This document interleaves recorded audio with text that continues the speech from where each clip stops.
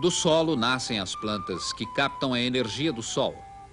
As plantas alimentam numerosas espécies e indiretamente alimentam a vida de todas as criaturas, vegetarianas ou carnívoras.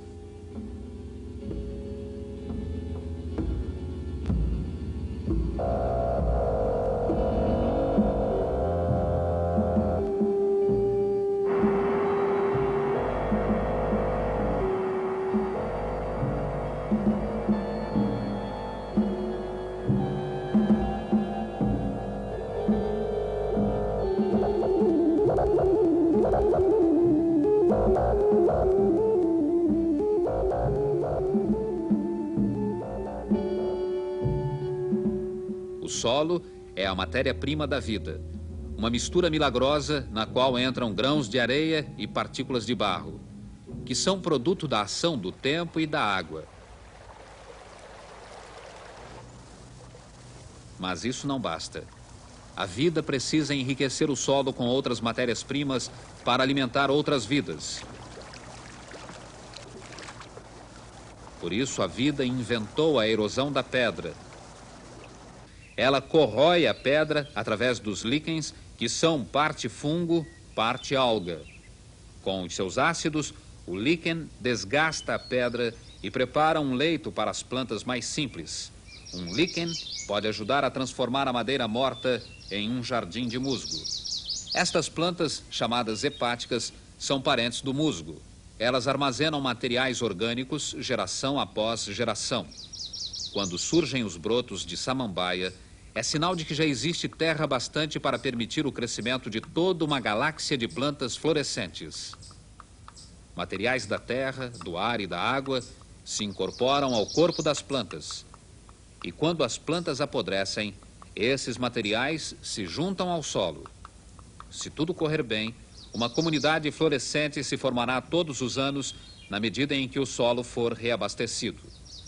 Quando morre alguma espécie maior, do porte de uma árvore, por exemplo, o processo de transformação do solo é quase sempre lento. Um toco de árvore pode se transformar em terra graças aos fungos devoradores e aos insetos que vivem debaixo da terra. Mas o processo leva cerca de 15 anos. Nesse mundo, as vidas são entrelaçadas, uma depende da outra. Cada espécie tem necessidades inteiramente diferentes. E uma espécie sucede a outra num novo ciclo que sempre começa pela proteção aos filhotes e pela construção de uma casa. É um caos altamente organizado.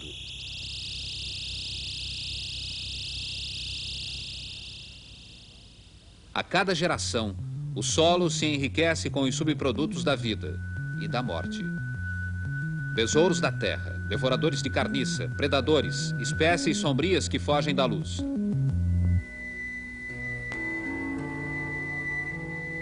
Em toda parte, o que está vivo recombina materiais para sustentar a vida, como a seda produzida pela aranha, filamentos cheios de proteína que captam a luz, ou algo um pouco mais substancial e nutritivo.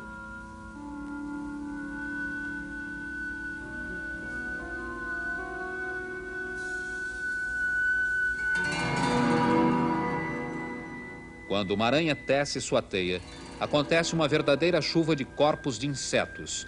Nova matéria-prima para essa usina subterrânea do solo. No meio dessas úmidas plantas rasteiras, o caçador se transforma em caça. Cada criatura despeja seus restos ao longo do caminho. E quando morre, cada um desses seres devolve sua parte de substância ao depósito comum. Este é o mundo das salamandras, essas parentes distantes das minhocas.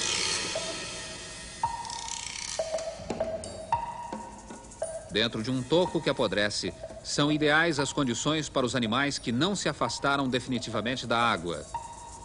O que é bom para um delicado fungo devorador de madeira, pode também atrair outros anfíbios.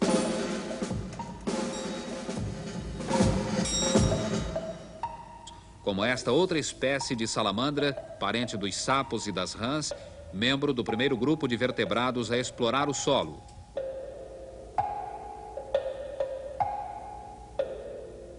Duas das mais antigas formas de vida sobre a Terra, o miriápode e o bicho de conta, ambos habitantes das profundezas úmidas. Outro habitante dessas paragens é a minhoca, que abre seu caminho através do solo, digerindo, misturando, lavrando a terra. As minhocas são os intestinos da terra, o regulador de sua fertilidade.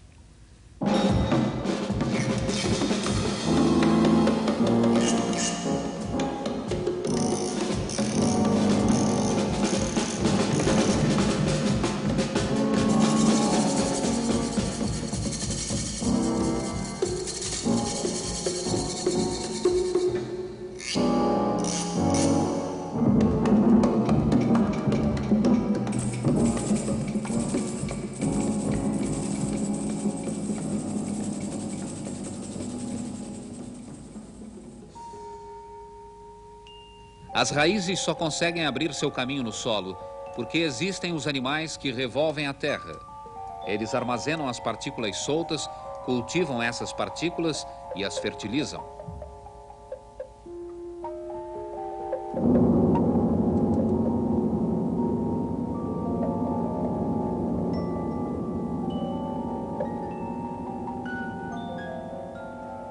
Uma tempestade pode ser um drama fatal para as minhocas. Se elas ficam em seus esconderijos, podem morrer afogadas, mas também não podem se expor muito tempo à luz, que é fatal para as minhocas.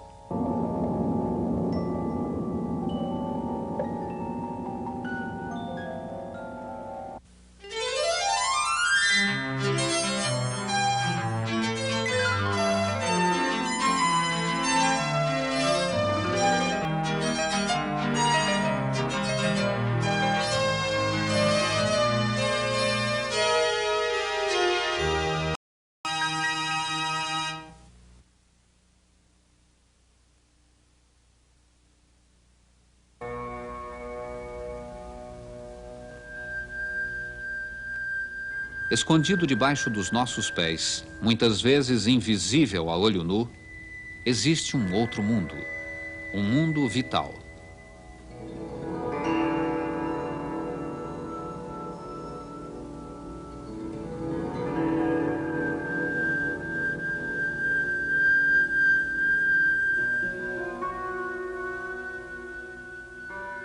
Um mundo que não passa de terra. Mas sem os habitantes desta fina camada, não haveria outra espécie de vida sobre a Terra.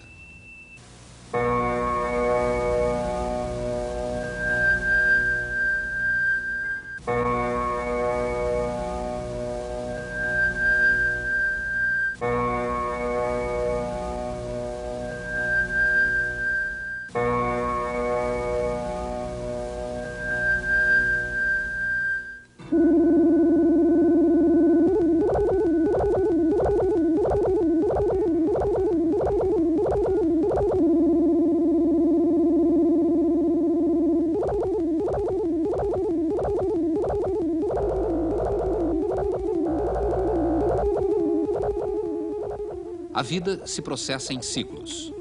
É preciso que haja morte para manter o fluxo de alimentos para os vivos.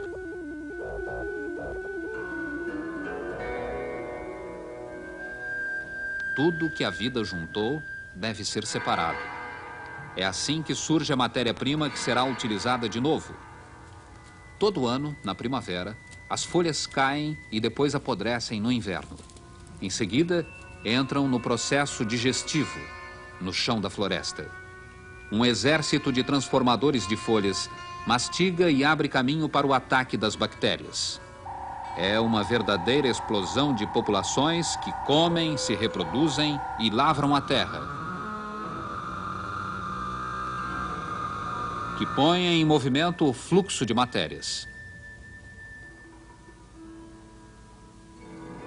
Uma folha morta, vista no microscópio, ressuscita.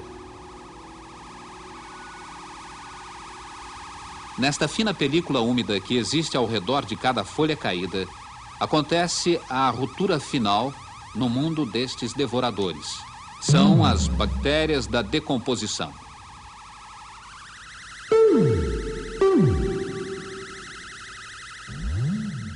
Bilhões de bactérias. Das moléculas de celulose das folhas, as bactérias tiram o carbono. Das cadeias de proteínas, sai o nitrogênio. Depois, continuando o processo da vida, as bactérias devolvem esses e outros elementos ao meio ambiente. Repõem o estoque de recursos da terra. A terra úmida, coberta de folhas, está fervilhante de vida. Depois entram em ação as devoradoras de bactérias, as amebas de uma só célula. E também os paramécios, que saem para caçar nesses campos microscópicos.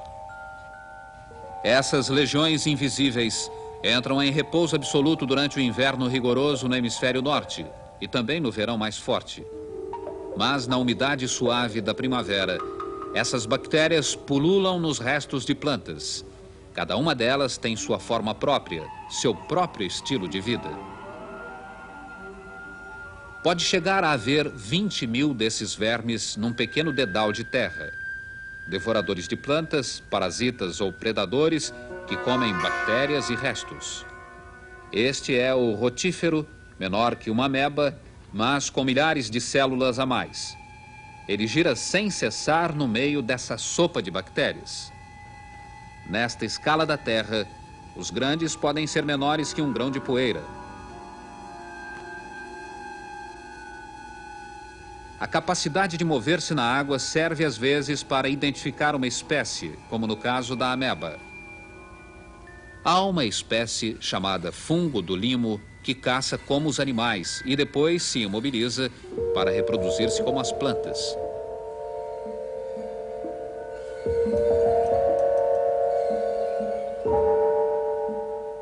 O fungo do limo pertence a essa família de plantas primitivas que disputam com as bactérias uma folha para digerir. Esse tipo de fungo costuma ficar nas camadas superiores da terra.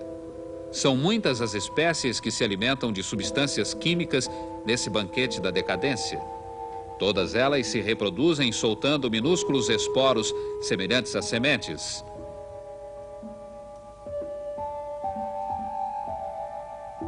Os cogumelos são um dos tipos mais notáveis da família. Surgem do chão da floresta para formar um jardim de fungos.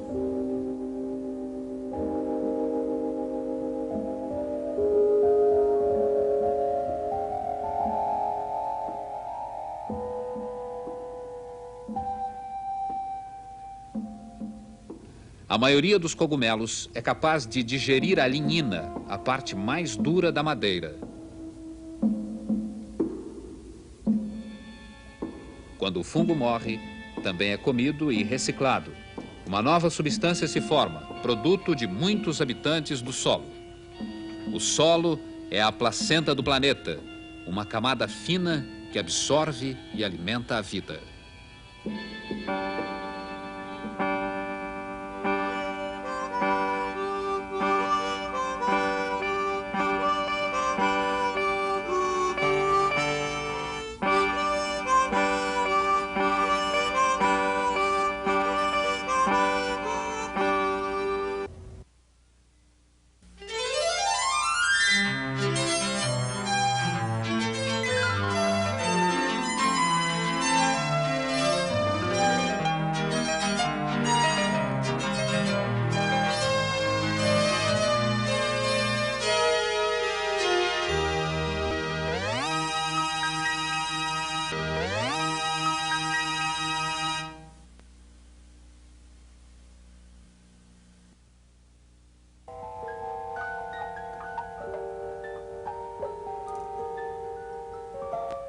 Para a maior parte da comunidade da Terra, água significa vida.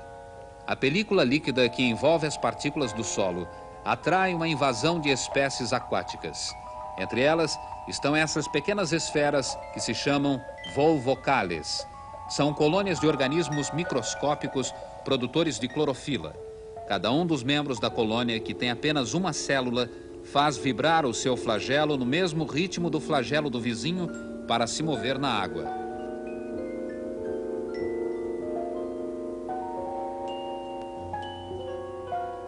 Muitas dessas espécies Estão preparadas para sobreviver mesmo na terra seca. Suas paredes externas ficam mais espessas e aos poucos entram em inatividade. Forma-se então uma espécie de quisto duro e impermeável. O quisto protege o protoplasma que fica em seu interior até que a umidade volte. Algumas vezes, o quisto é formado por um único micro-organismo, mas mesmo nesses casos, acabarão surgindo pelo menos dois. Eles serão o resultado de um tipo de reprodução provocada pela divisão ao meio do micro-organismo. Numa comunidade ativa, cada micro-organismo pode se dividir muitas vezes, com poucas horas entre uma divisão e outra.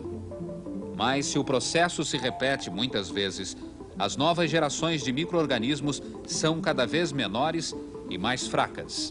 Através do processo de conjugação, dois micro-organismos podem trocar entre eles partes de seus corpos. Isso rejuvenesce a espécie e permite uma nova série de divisões.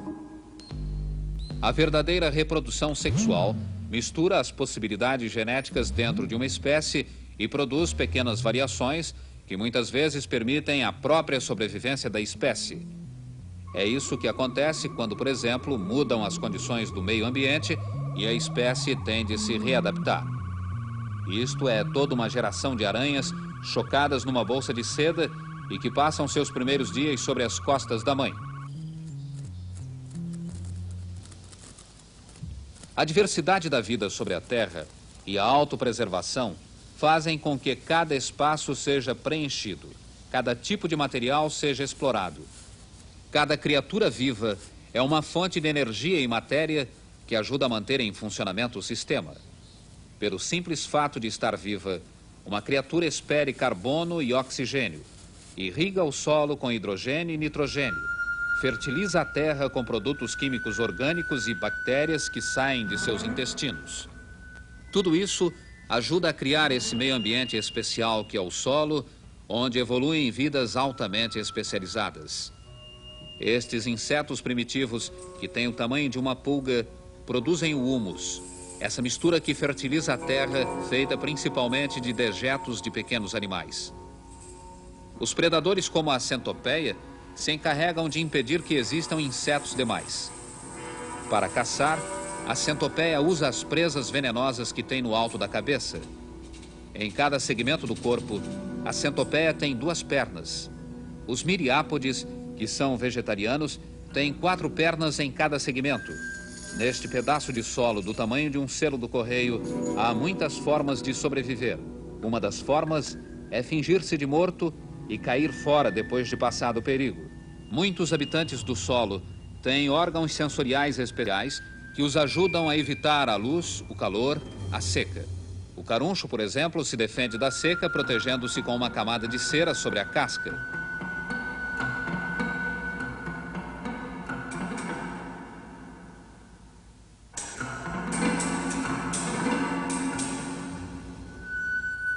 E no fim da história, tudo volta ao solo.